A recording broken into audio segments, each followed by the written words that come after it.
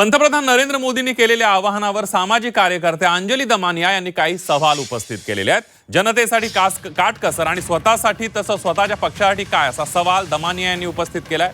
मोदींनी चार्टर्ड विमानातून दौरे टाळावेत, रॅलीमध्ये 40 ते 50 वाहनांचा ताफा टाळावा असं दमानिया यांनी म्हटलेलं आहे. तसंच सभांसाठी मोदींनी झूम ॲपचा वापर करावा असंही दमानिया म्हणाले.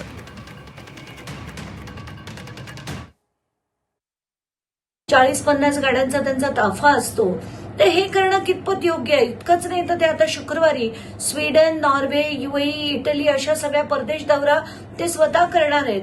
तर मला हाच प्रश्न पडला एक सामान्य स्त्री म्हणून की बाबा हे योग्य आहे का?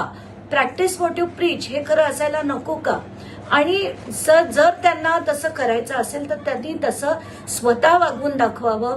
आपल्या नेत्यांना सांगावं की यापुढे तुम्ही असे दौरे बंद करा, चार्टर्ड फ्लाईट्स वापरू नका, तुम्ही सामान्य फ्लाईट्सनी जात जा, अगदी जेव्हा फारच गरज असेल तेव्हा वापरत जा.